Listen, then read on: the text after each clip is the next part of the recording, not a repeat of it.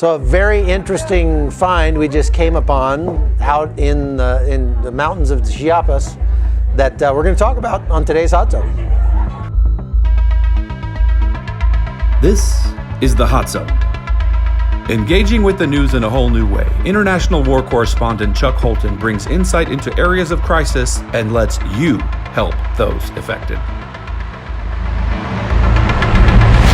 Hey folks, Chuck Holton here, and we were just driving down the road on our way to our next stop when we came upon this huge party happening in front of a Catholic church kind of up in the mountains.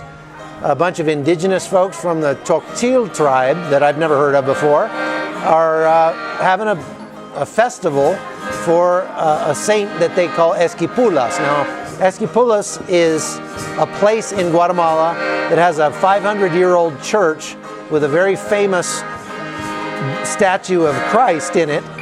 He's black, and the black Christ is something that people come from all over, Catholics come from all over on pilgrimages to worship this guy. So this is a festival I guess they have every year, and very interesting stuff here. I'm in this room, this big room full of these guys wearing fur coats, these heavy black fur coats, look like from bear or something, and they're playing music. You can hear behind me. They've got pine needles on the floor here, and the women are making a drink made from corn mash and I believe some kind of liquor that they're cooking and cooking and cooking, and they're boiling this stuff down. And tomorrow, when they culminate this big party, they're gonna drink it. But they're already drinking quite a bit. Over here behind me, there's a guy that's pouring moonshine for everybody, and they let us try a little bit. It's pretty strong stuff, I'll tell you, for sure. That's back behind me over there. And then they've got this cross, a series of crosses here behind me with flowers and candles and incense and all this stuff. It's kind of a subdued mood here, but maybe it's just because of the culture, because the people have been very, very friendly. We showed up out of nowhere, uninvited, and sort of crashed their party, but they've been very nice to us so far. But I do notice that some of these pots that they're boiling are big enough for a person, so I don't know. No, I'm just kidding. And I'm going to talk to some of them and try to find out a little bit more about this whole tradition right now. Let's check it out. ¿Cómo se llama eso? No, es atol. Atol. Es una bebida. Es una bebida. El maíz. Atol. We're here at a small celebration of these people, indigenous people that are celebrating the Lord of Esquipulas, El Señor de Esquipulas. We have seen a group of little children in disguises dance.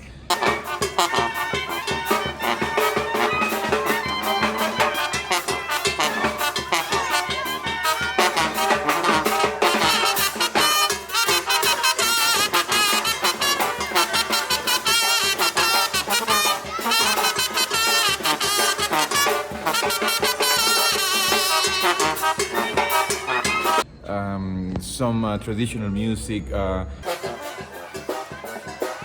Festival de Esquipulas. Sí, mañana es mero día. Ah. Hoy Maitín.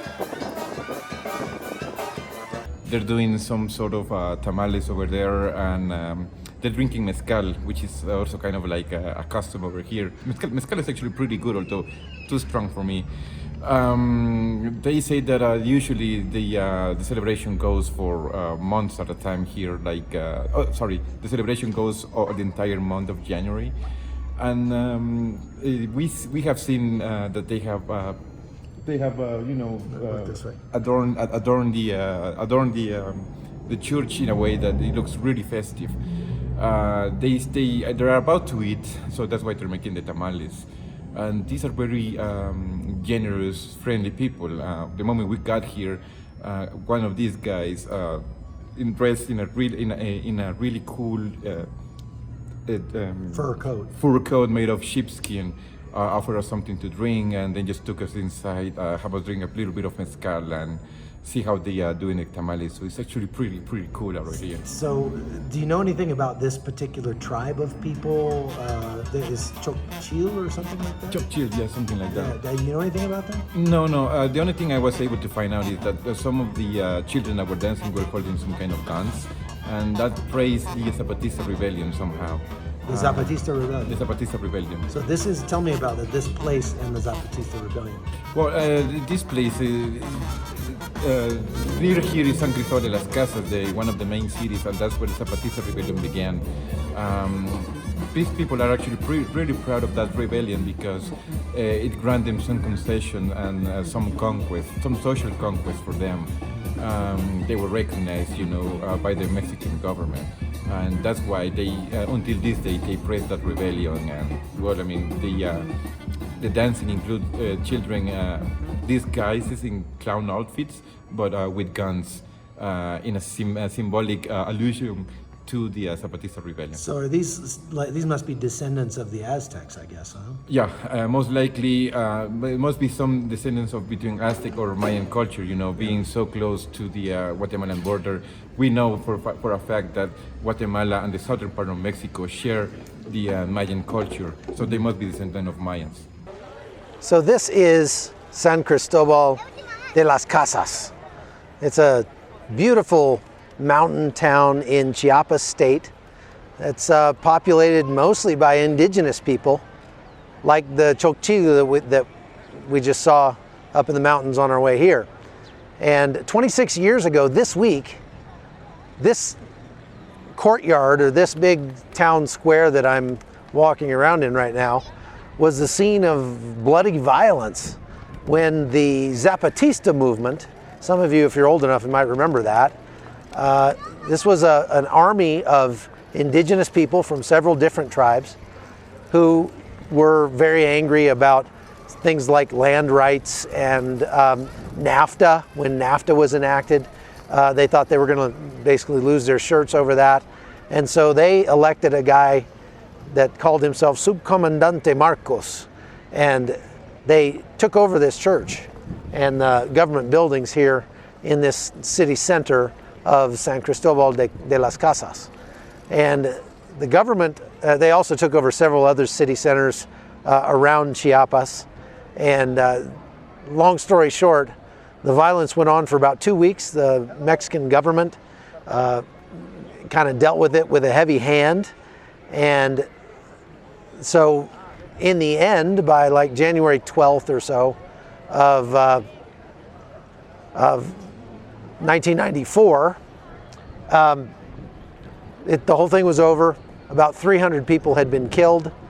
Some of the wealthy landowners, I guess, worried about the Zapatista army had started forming like militia groups or private security groups to guard their land holdings, and there was a lot of like extrajudicial killings and a lot of violence that was out here.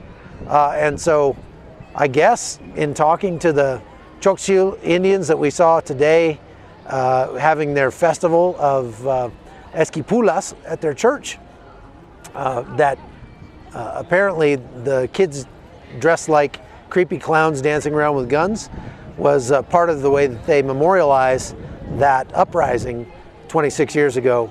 And pretty interesting stuff. Look at this little girl here. Hola.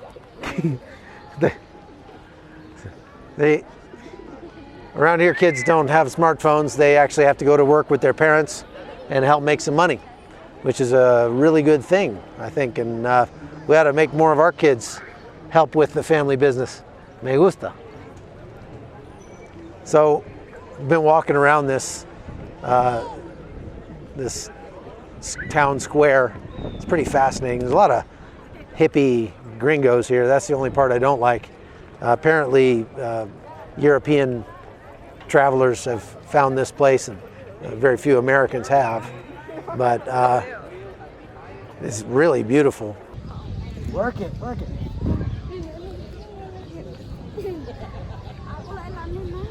Take a picture. Okay, mommy. It's got a great downtown like shopping district and lots of little cafes and stuff like that. But the only problem is if you go into those cafes, you're going to get assaulted by lots and lots of Moonies and